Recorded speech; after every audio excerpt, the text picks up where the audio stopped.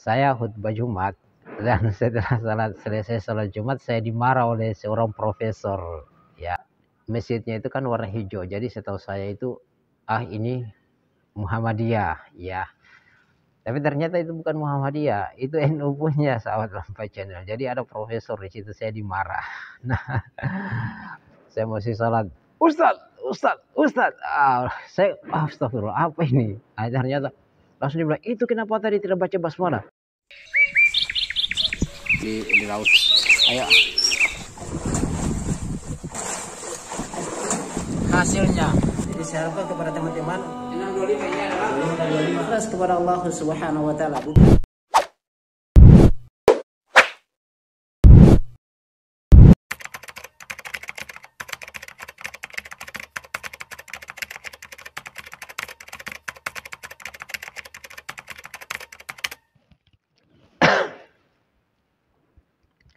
Bismillahirrahmanirrahim. Assalamualaikum warahmatullahi wabarakatuh. Sahabat Lampai Channel yang semoga dirahmati Allah Subhanahu wa taala. Alhamdulillah kita bersyukur kepada Allah Subhanahu wa taala atas nikmat yang Allah Subhanahu wa taala berikan kepada kita. Nah, sahabat Lampai Channel, saya mau cerita ini sahabat Lampai Channel pada kesempatan kali ini. Di mana cerita saya khutbah Jumat dan setelah selesai sholat Jumat saya dimarah oleh seorang profesor, ya, seorang profesor, ya, guru besar di sebuah kampus UIN. Ya. Nah, ini sahabat Lampai Channel, ini kenapa saya akan bercerita di sini. Apa sebabnya sampai saya dimarah? Ya, saya diteriaki sahabat Lampai Channel, ya, diteriaki, Ustad. Dalam keadaan saya masih berzikir, saya masih berdoa. Ya, saya masih berdoa, luar biasa saya diteriakin dengan suara yang keras. Nah, ini sahabat Lampai Channel, seorang profesor ini memang di awal-awal saya masuk masjid, memang saya lihat beliau duduk di mana ya? Beliau duduk di samping kiri saya kalau menghadap jamaah, atau samping kanan kalau masuk ya di kursi roda. Nah, ketika dia duduk di kursi roda situ sahabat Lampai Channel, nah, saya di situ melihat memang pada kebiasaan saya itu ketika masuk di sebuah masjid, biasanya saya bertanya kepada jamaahnya, pertanyaan di sini bagaimana terkait dengan sholatnya, apakah mereka zikir bersama atau tidak, ya, karena mayoritas sekarang ini kan di kota-kota itu sudah tidak seperti itu lagi, tidak zikir bersama lagi, ya, sudah masing-masing punya urusan sendiri-sendiri setelah selesai sholat. Nah, di sini ini sahabat Lampai Channel, terkait dengan ini saya cerita sedikit, ya. Saya cerita bahwa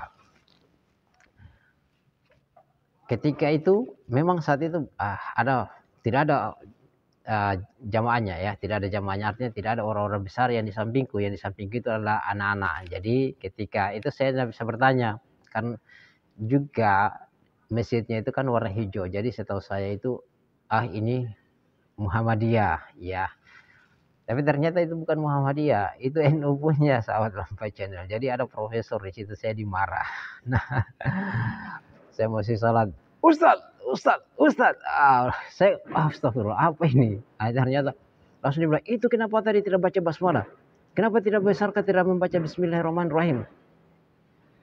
Ya, kebetulan saya ceramah, saya khutbah Jumat sahabat Lampai Channel terkait dengan keutamaan membaca Al-Quran. Jadi tentunya ada kaitannya di situ dengan Al-Fatihah, ya, atau dengan apalah yang Al-Quran. Jadi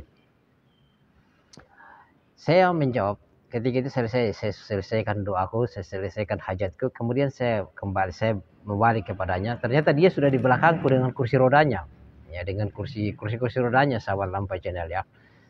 Ya, kalau saya tahu tadi di samping siapa yang sholat, ya, teriak-teriak ini. Nah, jadi dia mengatakan, itu kenapa tidak baca basmalah?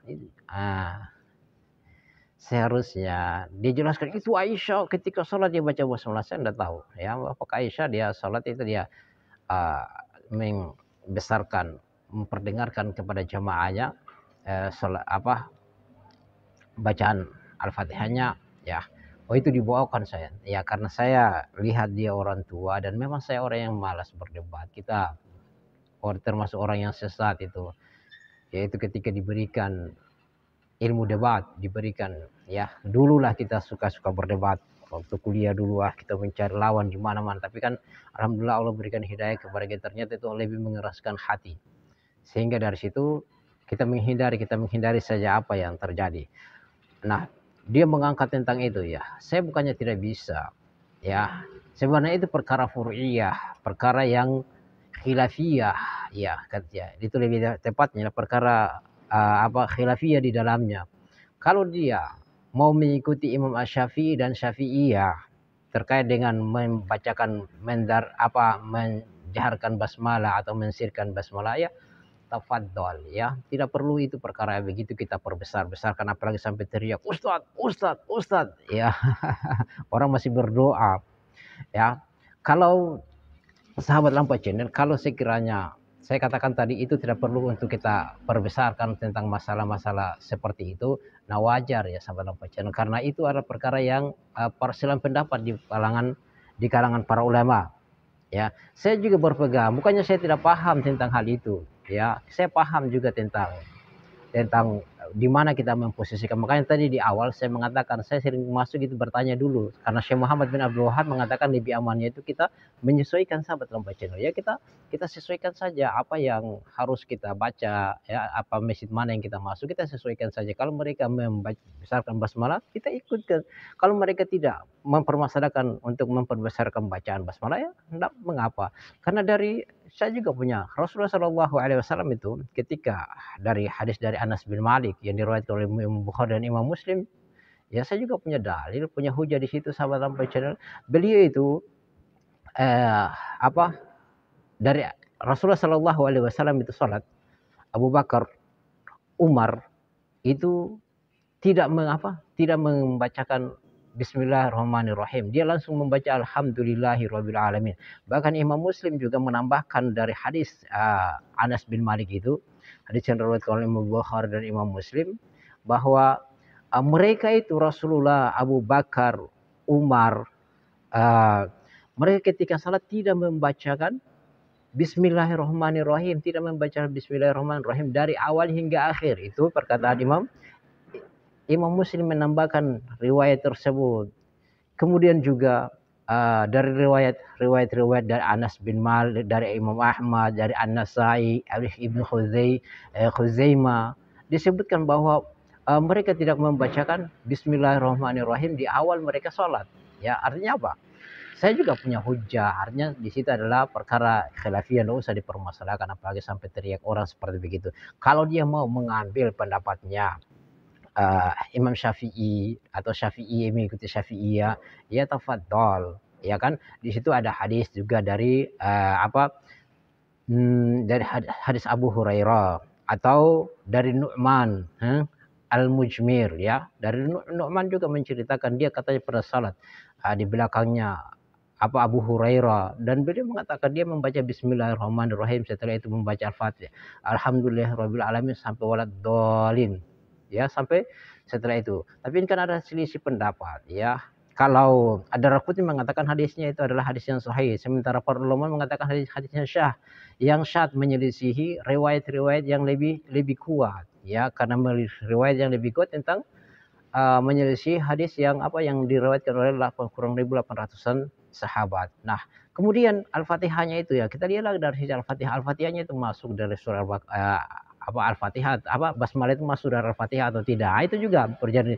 Kalau ada dua pendapat, ada yang mengatakan dia masuk dari Al-Fatihah, masuk bagian dari basmalah itu bagian dari Al-Fatihah, ada yang mengatakan tidak. Kalau Imam Syafi'i dan Syafi'iyah mengatakan bahwasanya itu masuk dari bagian dari Al-Fatihah. Dan kalau saya mengatakan dia juga tidak masuk dari surah Al-Fatihah basmalah itu ya tidak usah dipermasalahkan. Kalau antum mengatakan bahwasanya dia masuk dari surah Al-Fatihah, ya tafadhol ya. Perkara khilafiyah di dalamnya tidak usah diperpanjang-panjang apalagi sampai teriak ustaz seperti itu sampai Lampai Channel ya. Semoga Allah Subhanahu wa taala merahmati kita. Subhanakallah bihamdik asyhadu an la ilaha illa anta astaghfiruka wa atubu ilaik. Assalamualaikum warahmatullahi wabarakatuh.